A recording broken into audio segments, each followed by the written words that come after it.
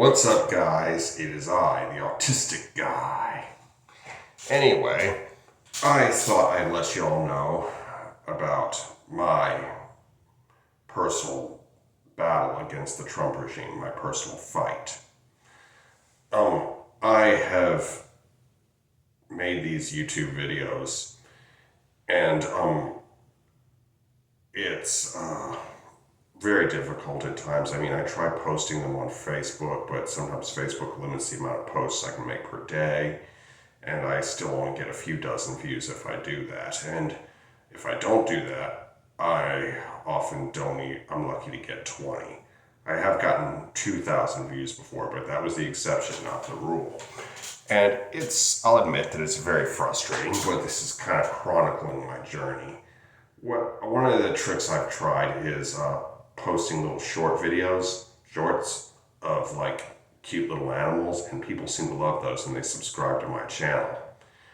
And the thing is if they subscribe to my channel, I will eventually get that my videos will eventually make it onto their news feed or unsuggested videos or something like that.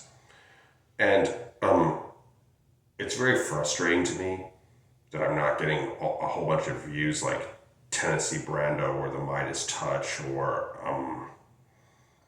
David Pakman or anything. But I'm trying to do my part. And I often ask if I'm doing enough. But I write my congressmen and all that stuff. Matter of fact, I wrote both of my senators yesterday. And I have just been fighting very diligently to end this. And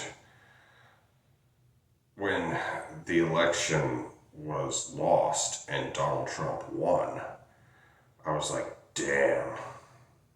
I mean, even Alan Lynchman or whatever his name is, said that Kamala Harris would win.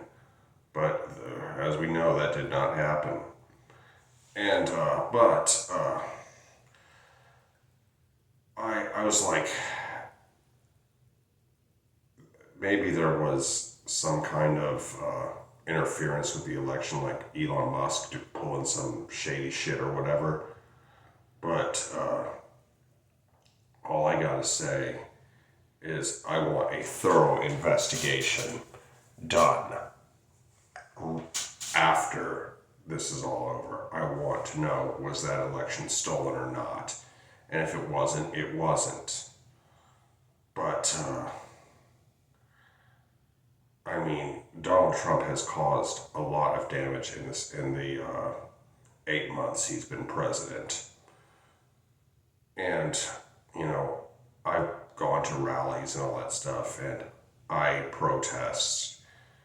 But it often just feels very frustrating because I see Donald Trump making mistake after mistake. His incompetent subordinates, RFK and Pete Hegseth, making bad mistakes. And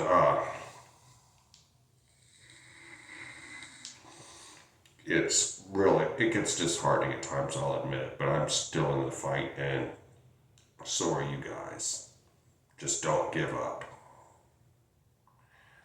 See, Donald Trump is a threat to our republic. Probably the greatest threat we've ever faced. And I know that years from now, my YouTube videos, if YouTube is still a thing, which it probably will be, I'm on record as being against Trump. And history will be kind to me, I think. But then again, I pretty much know history will be kind to me because being on the right side of history, that's an open book test, people. It really is that simple.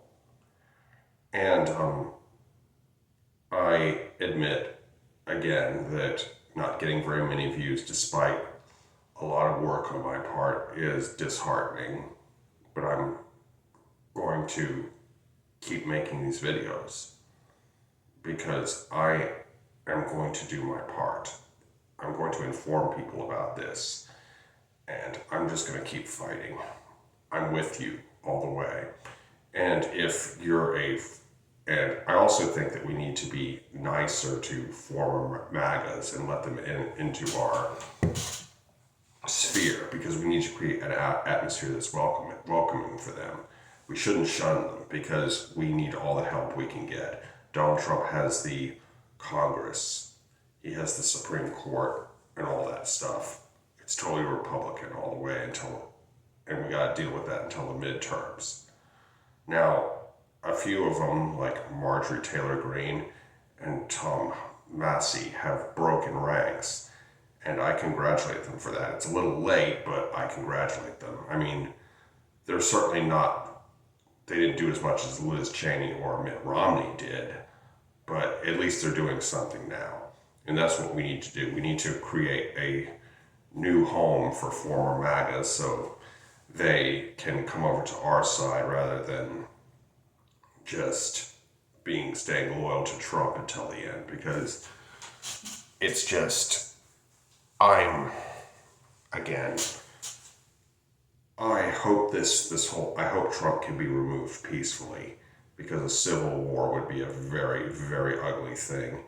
And speaking of war, I look at the disaster that Trump is, and not only domestically, but internationally as well. I mean, the strain between NATO, India, Japan, the list just goes on and on and on. Threatening Venezuela, threatening Canada, threatening Greenland, threatening Panama. This Donald Trump is just a maniac and a moron with dementia. And it's very scary because I don't know what's going to happen. And I honestly hope to God there's not a civil war, because, again, that would be very ugly. I hope it can be done peacefully, but historians say that something like every 100 years or so, the English-speaking world has a crisis. In the 20th century, it was World War I and World War II. We had two crises. And in the 19th century was the American Civil War. Before that, the American Revolution, and before that, the English Civil War. But could this be our major crisis? Quite possibly. And I wear this shirt, "No Kings in America." And what I think is interesting about me is that I am obviously on the blue team, but I fight like I'm on the red team. I try to be no holds bar, and I can be just as savage as Donald Trump or any of his little associates. Trust me. And,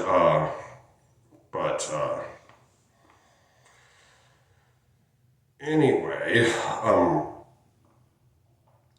it's Donald Trump has staffed his cabinet with loyalists, and the incompetence of some of these loyalists is mind-boggling, but that's not going to get them thrown out, because Donald Trump wants loyal people, because he wants to be a dictator. And I intend to fight for my freedom and fight for everybody else's freedom. I'm a free speech absolutist, guys, and also a Second Amendment absolutist. I will march with MAGA so that they can speak freely, speak their minds. And just because you don't like somebody doesn't mean they don't have a right to say what they want to say. I may disapprove of what they say, but I will fight for their right to say it. Anyway, that's enough for now. I hope you enjoyed this video. Be sure to like, comment, share, and subscribe. Be good, y'all. Peace.